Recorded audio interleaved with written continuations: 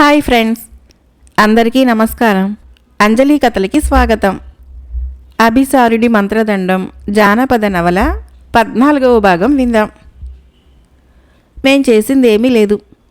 మేము కేవలము అరుదైన సౌగంధి పుష్పాలను వెతుకుతూ ఈ గ్రామం వచ్చాము. పిశాచాన్ని నిర్మూలించి ఈ గ్రామానికి మంచి చేయాలన్న ఉద్దేశంతో మాత్రమే ఈ కోటకు వచ్చాము. ఈ కోటలోకి వచ్చిన తర్వాతే మీ గురించి తెలిసింది. ఉన్నది ఉన్నట్లుగా చెప్పింది కార్తీక. మహావీర, అరుదైన సౌగంధి పుష్పాలంటే ఏమిటో కొంచెం వివరించగలరా? మీకు ఈ విషయంలో నేను సాయపడగలననిపిస్తోంది. 2 అడుగులు ముందుకు వేసి ఆసక్తిగా అడిగాడు జలజ భర్త. తమకు కావలసిన సౌగంధి పుష్పాల గురించి దాచకుండా వివరించాడు గౌతముడు. పరోక్షంగా మిమ్మల్ని కాపాడిన మీ రుణం తీర్చుకునే అవకాశం నాకు వచ్చింది. గంగ భూమిని మొదటిగా తాకిన ప్రదేశం నాకు తెలుసు. తమరిని అక్కడికి తీసుకొని వెళతాను సంతోషంగా అన్నాడు విరాటుడు. ఆ విషయం మీకెలా తెలుసు? ఆశ్చర్యంగా అడిగాడు గౌతముడు. ఎందుకంటే మేము భగీరథుని వంశంలోని వారమే కనుక. నవ్వుతూ అని, మీకు సులభంగా ఆ పుష్పాలని అందించగలను. మా ప్రాణాలు పోయినా ఆ సౌగంధి పుష్పాల ఆచూకీ ఎవరికీ తెలియనీయకూడదని మా వంశం యొక్క ఆచారం. కొన్ని వందల సంవత్సరాలుగా ఆ రహస్యాన్ని కాపాడుకుంటూ వస్తున్నారు మా వంశీకులు. రహస్యాన్ని వెల్లడించే సమయము దానంతట అదే వస్తుందట. ఇదే ఆ సమయమని నాకు అనిపిస్తోంది. పుష్పాలు పగటి సమయంలో మాత్రమే కనిపిస్తాయి. రేపు ఉదయము మీ కార్యం సానుకూలమవ్వగలదు అంటూ గౌతముడి చేతిని పట్టుకొని బయటకు నడిచాడు జలజభర్త. సభా ప్రాంగణాన్ని దాటిన వెంటనే వారికి 2 శిలల మధ్య ఒక బూడిద కుప్ప కనిపించింది. అది ఇంకా పొగలు వెలువరిస్తూనే ఉన్నది. ఆ వైపు చూస్తున్న గౌతముడితో, మీరు గాయపరిచిన ధూమకేతుకు సంబంధించిన పిశాచం, దానిదే ఆ భస్మం. అతను అంతమవటంతోనే తాను కూడా నాశనమైంది వివరించాడు జలజభర్త. మరి విరూపాక్షుడెవరో మీకు తెలుసా? అడిగింది అప్పటి వరకు మౌనంగా ఉన్న కార్తీక. తెలీదు. అతను ఒక మహామాంత్రికుడని మాత్రం విన్నాం. ఆయన ఇక్కడికి ఎందుకు వచ్చాడో, మనకు ఎందుకు సహాయం చేశాడో మాత్రం మాకు తెలియదు అన్నది జలజ. గౌతముడి వైపు ప్రశ్నార్థకంగా చూసింది కార్తీక. మౌనంగా తలాడించాడు గౌతముడు. ఈ రాత్రికి మనం భైరవీ మాత ఆలయంలోనే విశ్రాంతి తీసుకోవాలి. మా గృహం ఈ పాటికి శిథిలావస్థకు చేరుకొని ఉంటుంది నవ్వుతూ అన్నది జలజ. ఊరి మధ్యలో ఉన్న అతిపెద్ద భైరవీ మాత ఆలయాన్ని చేరుకున్నారు నలుగురు. ఒక మంటపాన్ని శుభ్రం చేసుకుని అక్కడే విశ్రమించారు. వేకువజామునే లేచి దాపులనున్న గంగా నదీ పాయ వద్దకు వెళ్ళి స్నాన సంధ్యలు ముగించి గంగోత్రికి ప్రయాణమయ్యారు గౌతముడు, విరాటుడు. జలజ, కార్తీక మాత్రము ఆలయంలోనే ఉండిపోయారు. పూర్తిగా మంచుతో కప్పబడి ఉన్న మొదటి 2 శిఖరాలని మధ్యాహ్న సమయానికి దాటి ఒక గుహను చేరుకున్నారు. అక్కడ గుహ ఉన్న విషయం కూడా ఎవరికీ తెలియనంత మంచుతో కప్పబడి ఉన్నది. విరాటుడు చెప్పకపోయినట్లయితే గౌతముడికి తెలిసేది కాదు. తన ఖడ్గంతో మంచును కొంచెం కొంచెంగా ఛేదించి మార్గాన్ని సుగమం చేశాడు గౌతముడు. గుహ మధ్య భాగంలో ఒక ఎత్తైన వేదిక వంటి కట్టడం ఉన్నది. వేదిక వద్ద నిలబడి తన వంశ మూలపురుషుడైన భగీరథుణ్ణి ప్రార్థించాడు జలజ భర్త విరాటుడు. వెంటనే వేదిక 2 భాగాలుగా విడిపోయి క్రిందకు వెళ్ళటానికి సోపానాలు కనిపించాయి. అన్యులు చేరలేని ప్రదేశం ఇది. కేవలము మా వంశస్థులకు మాత్రమే ఈ వేదిక మార్గాన్ని చూపగలదు అన్నాడు విరాటుడు. నిజమే. విరాటుడు తమకు కనిపించకపోయినట్లయితే సౌగంధాల సాధన ఖచ్చితంగా కష్టతరమయ్యేది అనుకున్నాడు గౌతముడు. మెట్ల మీదుగా క్రిందకు వెళ్ళిన గౌతముడికి, విరాటుడికి ఒక మంచుశిల, దాని మధ్యలో చిన్న సౌగంధి వృక్షము, దానికి ఒకే ఒక సౌగంధి పుష్పము కనిపించాయి. విరాటుడు ఆ మంచుశిలకు నమస్కరించి చేతితో తాకాడు. ఒక్కసారిగా మంచు కరగటం మొదలైంది. పూర్తిగా కరిగిన తర్వాత సౌగంధి పుష్పము తనంతట తానే ఎగిరొచ్చి గౌతముడి చేతిలో పడింది. నా ఊహ నిజమే మహావీరా. తమరి కోసమే ఈ పుష్పాన్ని మా వంశీకులు కాపాడారనిపిస్తోంది. చేరవలసిన చోటికే అది చేరింది. గౌతముడి భుజం మీద చెయ్యి వేసి సంతోషంగా అన్నాడు విరాటుడు. అభిసార్ల వారి ముందు చూపును మెచ్చుకోకుండా ఉండలేకపోయాడు గౌతముడు. ఒక వస్తువును సాధించటానికి ఎన్నో ఏర్పాట్లు, ఎంతోమంది వ్యక్తులు తిరిగి అన్నింటినీ అనుసంధానం చేయటము, వస్తు సాధనకు మార్గం చూపటం నిజంగా అద్భుతం. తాను అర్హుడన్న ఒక్క కారణం చేతనే కార్యసిద్ధి జరుగుతోంది. అన్యులకు ఇది నిజంగా అసాధ్యం. వచ్చిన కార్యము దిగ్విజయంగా ముగియటంతో క్షణం కూడా ఆలస్యం చేయకుండా వెంటనే తిరిగి ప్రయాణమయ్యారు ఇద్దరు. రాత్రి మొదటి జాము గడిచే సమయానికి తిరిగి భైరవీ మాత ఆలయాన్ని చేరుకున్నారు. అప్పటికే సిద్ధం చేసి ఉన్న కొన్ని మధుర ఫలాల్ని వారికి అందించారు వారి రాకకు ఎదురు చూస్తున్న స్త్రీలు ఇద్దరు. ఆ రాత్రికి అక్కడే విశ్రాంతి తీసుకొని తర్వాత రోజు ఉదయాన్నే విరాటుడు జలజ వద్ద సెలవు తీసుకొని బయలుదేరారు. భైరవీ మాత ఆలయం నుంచి బయలుదేరి ఒక క్రోసు దూరం నడిచిన తర్వాత ఒక చెట్టు క్రింద ఆగారు గౌతముడు, కార్తీకులు. విదురశర్మను తలుచుకున్నాడు గౌతముడు. అభిసారుల వారి మంత్రదండము మన సహాయంతో పొందాలనుకునే దుష్టశక్తి విరూపాక్షుడేనా? రక్షావలయం ఏర్పడిన వెంటనే ఆసక్తిగా అడిగింది కార్తీక. స్పష్టంగా తెలియకపోయినా అతనేననిపిస్తోంది. మన ప్రాణాలను కాపాడే అవసరము ప్రస్తుతానికి మంత్రదండాన్ని అభిలషించే వారికి తప్ప మరొకరికి ఉండదు. మనకు ఆపద కలగబోతున్నదని తెలిసిన వెంటనే మనల్ని కాపాడటానికి సిద్ధమయ్యాడంటే అతను మన ప్రతి కదలికను గమనిస్తున్నాడనే కదా అర్థం. ఆ కోణంలో ఆలోచిస్తే ఆ వ్యక్తి విరూపాక్షుడు అయ్యే అవకాశం ఉన్నట్లే సాలోచనగా అన్నాడు గౌతముడు. విదురశర్మో యక్షునో అయ్యుండొచ్చును గదా? తన అనుమానం తీరకపోవడంతో తిరిగి అడిగింది కార్తీక. విదురశర్మ అయితే మనకు తెలిసే సహాయం చేసేవారు. హఠాత్తుగా వచ్చి సహాయం చేసి అదృశ్యమయ్యేవారు కారు. అలాగే మరణించిన యక్షిణి అవటానికి ఆస్కారం లేదు. ఆమె ఇచ్చిన అంగుళీకము కేవలము మన అవసరాలు మాత్రమే తీర్చగలదు. కాదంటావా? వివరించాడు గౌతముడు. మౌనంగా తల ఊపింది కార్తీక. ఇదంతా చూస్తుంటే విరూపాక్షుడికి తాళపత్రాలలో ఏముందో ముందే తెలుసు. అందుకే మనల్ని ఆ దిశలోనే నడిపిస్తున్నాడు. అవసరమైనప్పుడు సహాయం కూడా చేస్తున్నాడు. తనలో తాను అనుకున్నట్లుగా పైకి అన్నది కార్తీక. ఉలిక్కి పడ్డాడు గౌతముడు. ఏమన్నావు? ఆమె భుజాలు పట్టుకొని ఆతృతగా అడిగాడు. ఈసారి పెద్దగా తాను అనుకున్నది చెప్పింది. విరూపాక్షుడు ఖచ్చితంగా తాళపత్రాలలో ఏముందో చదివి ఉంటాడు. లేకపోతే అతను నీకు సహాయం ఎలా చేయగలడు? కార్తీక అన్నది పచ్చి నిజం. కేవలము అర్హుడు మాత్రమే చదవగలిగిన ఆ తాళపత్రాలని విరూపాక్షుడు ముందుగానే చదివాడా? అతను అర్హుడైతే అతనే అభిసారుల వారి మంత్రదండానికి ప్రయత్నించవచ్చు కదా. పైగా అతను మంత్రశక్తులను కలిగి ఉన్నాడు. ఎడతెరిపిలేని ఆలోచనలతో తల విదిలించాడు గౌతముడు. అప్పటికప్పుడే తాను ఏమి చేయాలో ఆలోచించి నిర్ణయించుకున్నాడు. ఇక మనం అనుకున్న విధంగా ఈ 2 వస్తువుల్ని కాపాడవలసి ఉన్నది. కార్తీక, ఇది నీ బాధ్యత నవ్వుతూ అన్నాడు గౌతముడు. కార్తీకను దగ్గరగా పిలిచి రహస్యంగా ఆమె చేయవలసిన పనుల్ని వివరించాడు. గౌతముడి వద్ద నుంచి వజ్రాల హారాన్ని, సౌగంధి పుష్పాన్ని తీసుకొని యక్షిణిని, విదురశర్మని తలుచుకున్నది కార్తీక. ఆమె ఒక్కసారిగా అదృశ్యమైంది. ఈలోపు తాను చేయవలసిన కార్యాలను కూడా ముగించాడు. అర్ధగడియలోపు తిరిగి ప్రత్యక్షమైంది. తిరిగి తన చేతులలో ఉన్న వజ్రాల హారాన్ని, పుష్పాన్ని గౌతముడికి ఇచ్చేసింది. నవ్వుతూ వాటిని తన దట్టిలో భద్రపరుచుకున్నాడు గౌతముడు. విరూపాక్ష, ఇక నీ శక్తులు ద్విగుణీకృతమయ్యే సమయం దగ్గర పడింది.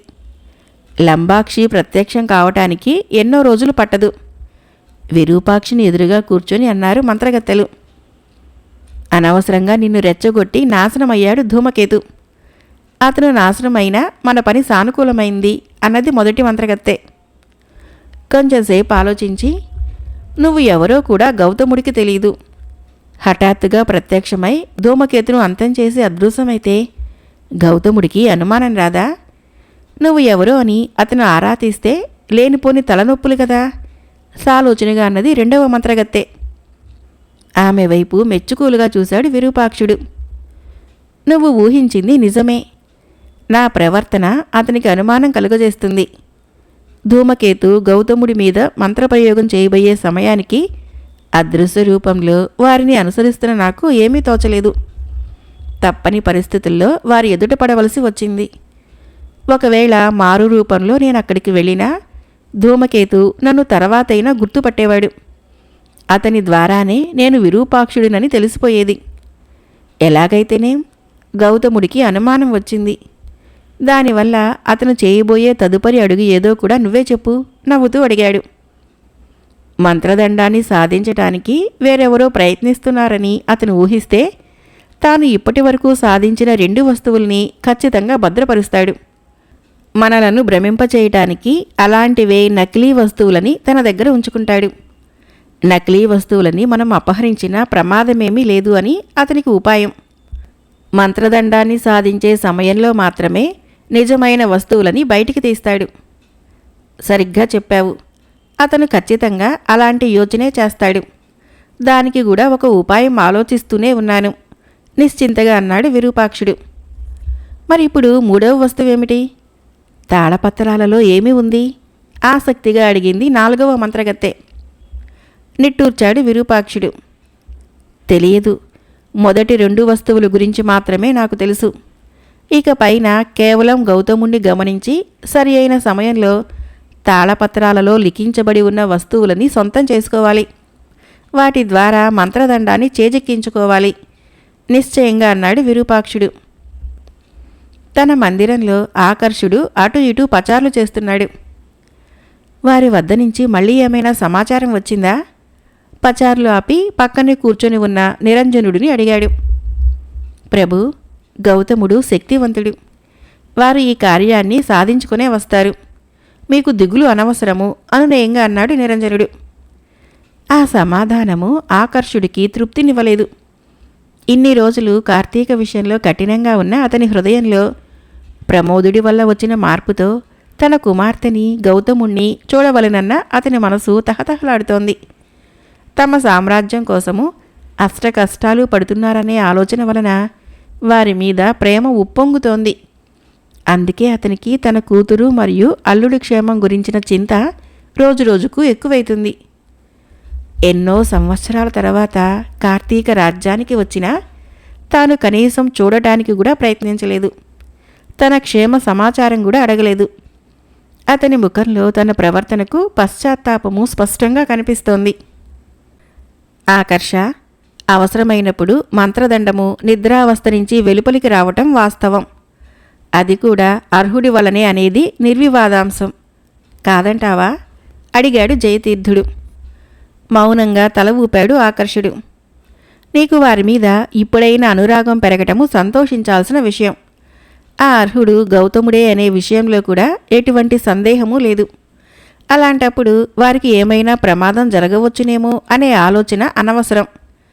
మంత్రదండము అన్యుల పాలు కాకుండా కాపాడవలసిన బాధ్యత అభిసారుల వారికి కూడా ఉంది.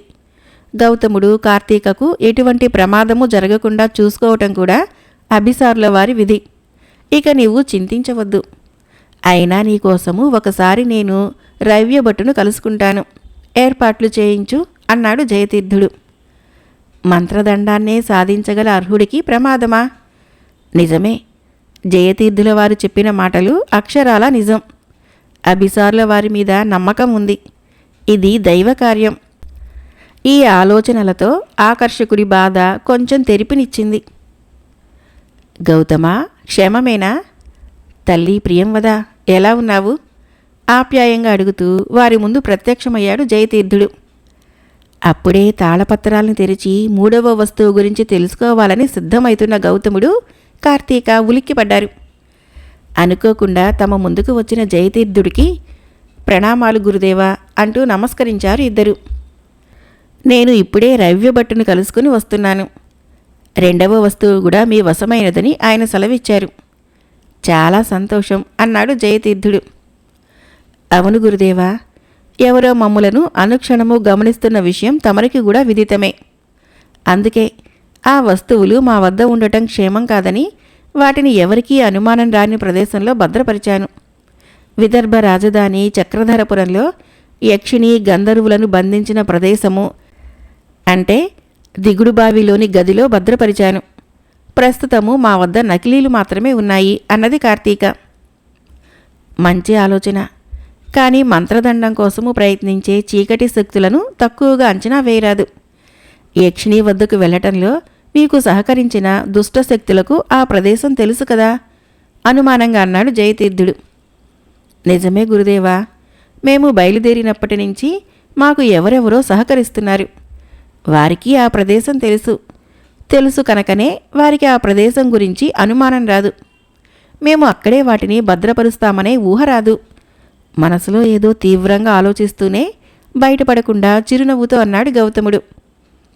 నిజమే, మీ ఆలోచన మెచ్చుకోదగిందే. ఇప్పటి నుంచి మీరు వేసే ప్రతి అడుగు జాగ్రత్తగా వేయాలి. తదుపరి మీ ప్రయాణం ఎక్కడికి? తాళపత్రాలను తెరిచారా? ఆతృతగా అడిగాడు జయతీర్థుడు. లేదు గురుదేవా, ప్రస్తుతం మేము అదే పనిలో ఉన్నాము. ఇప్పుడే మీ సమక్షంలోనే ఆ పని చేయగలను అంటూ దట్టిలో నుంచి తాళపత్రాల్ని బయటికి తీశాడు గౌతముడు. భూతాల దీవిలోని అభిసారుడి స్వదస్తూరితో లిఖించబడిన రాగిరేకు తదుపరి లక్ష్యము. అందులోని మంత్రాలని పఠించిన తర్వాతనే మంత్రదండం వెలుపలికి వస్తుంది. తదుపరి సౌగంధి పుష్పము తనలో ఇముడ్చుకున్న గంగతో అభిషేకం చేసి వజ్రాల హారంతో అలంకరించిన ఎడల మంత్రదండము తన పూర్వశక్తులని సంతరించుకొని అభిషేకించిన వారి హస్తగతం అవ్వగలదు. 3వ తాళపత్రాన్ని చదివి వినిపించాడు గౌతముడు. భూతాల దీవా, అదెక్కడ గురుదేవా? ఆశ్చర్యంగా ప్రశ్నించాడు. భూతాల దీవి ఒక విచిత్రమైన ప్రదేశమని నా చిన్నతనంలో మా మాతామహులు చెప్పినట్లుగా గుర్తు. అంతకు మించి నాకు ఎటువంటి వివరాలు తెలియవు నాయనా, విచారంగా అన్నాడు జయతీర్థుడు. ఇక మీ ప్రయత్నాలు కొనసాగించండి. జాగ్రత్త నాయనా, ఇక నేను బయలుదేరతాను అని కార్తీక వైపుకు తిరిగి, ఒక శుభవార్త తల్లి. మీ తండ్రి గారికి ప్రస్తుతం మీపైన వ్యతిరేకత తగ్గింది. మీ క్షేమ సమాచారాల గురించి కలవరపడుతున్నారు.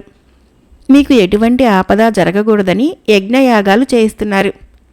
నువ్వు కూడా నీ పట్టుదల వదిలి ఆయన మీద ఉన్న పూర్వపు ప్రేమను సంతరించుకో. ఇక మీకు మంచి రోజులు వచ్చినట్లే చిరునవ్వుతో కార్తీక తల నిమురుతూ అన్నాడు జయతీర్థుడు. ఎంత శుభవార్త చెప్పారు గురుదేవా, సంతోషంగా అన్నాడు గౌతముడు. తండ్రిని గుర్తుకు తెచ్చుకొని కార్తీక కనులు కూడా ఆనంద బాష్పాలు వర్షించాయి. తన తండ్రిలో ఇంత త్వరగా మార్పు వస్తుందని ఆమె ఊహించలేదు. ఇక నేను వెళ్ళి వస్తాను. నా గురించి ఆకర్షుడు ఆతృతగా ఎదురు చూస్తుంటారు. వారిని ఆశీర్వదించి అదృశ్యమయ్యాడు జయతీర్థుడు. ఆకర్షుడిలో వచ్చిన మార్పుకి గౌతముడు మనస్ఫూర్తిగా ఆనందించాడు. కార్తీకకు కూడా ఎంత త్వరగా మంత్రదండాన్ని సాధించి తండ్రి చెంతకు చేరుకుందామా అని ఆతృత అధికమైంది. ఇప్పుడు మన ప్రయాణము భూతాల దీవికేనా? తండ్రి ఆలోచనల నుంచి తేరుకొని ఉత్సాహంగా అడిగింది కార్తీక. మౌనంగా ఏదో ఆలోచిస్తున్న గౌతముడు అంగీకార సూచకముగా యక్షిణి అంగుళీయకం బయటకు తీసి భూతాల దీవికి చేరుకోవాలని కోరుకున్నాడు. కోరుకున్న వెంటనే మనోవేగంతో భూతాల దీవికి ప్రయాణించవలసిన వారు కనీసము అదృశ్యం కూడా కాకుండా అక్కడనే నిలబడిపోయారు. ఆశ్చర్యంగా కార్తీక వైపు చూశాడు గౌతముడు. అదేమిటి, మనం రాగిరేకును ఇవ్వమని అడగటం లేదు, కేవలం భూతాల దీవికి చేర్చమనే కదా అడిగాము. ఎందుకు ఈ అంగుళీయకం స్పందించడం లేదు? మరొకసారి ప్రయత్నించండి అన్నది కార్తీక. మనసులో మరొకసారి యక్షిణిని తలుచుకొని ప్రయత్నించాడు. అయినప్పటికీ ప్రయోజనం శూన్యం. భూతాల దీవికి చేర్చటము అంగుళీయకానికి అసాధ్యము అని తెలిసిపోయింది గౌతముడికి. యక్షిణి భూతాల దీవికి చేర్చటము నీ శక్తికి సాధ్యం కానప్పుడు కనీసం భూతాల దీవికి చేరే మార్గం గల ప్రదేశానికి చేర్చు తిరిగి ప్రశ్నించాడు. మరుక్షణము వాయు మనోవేగంతో వారి ప్రయాణము మొదలైంది. ఛేది రాజ్యంలోని శృంగానదికి ఆనుకొని ఉన్న మహారణ్యానికి చేరుకున్నారు. ఒక వృక్షం మొదట్లోకి చేరుకున్నారు. ఆకాశాన్ని ఆనుకొని ఉన్న వృక్షాలతోనూ ఎరుపు రంగు స్ఫటిక పర్వతాలతోనూ రమణీయంగా ఉన్నది ఆ మహారణ్యం. సూర్యకాంతి కూడా చేరని విధంగా దట్టమైన వృక్షాలతో నిండుగా ఉంది. ఇది ఏ అరణ్యమో నువ్వు ఊహించగలవా? ఏదో స్ఫురించిన వాడిలా నవ్వుతూ అడిగాడు గౌతముడు. ఎరుపు రంగు స్ఫటిక పర్వతాలతో ఊహించినంత ఎత్తు ఉండే వృక్షాలతో నిండి ఉంది ఛేది రాజ్యంలోని మహారణ్యం.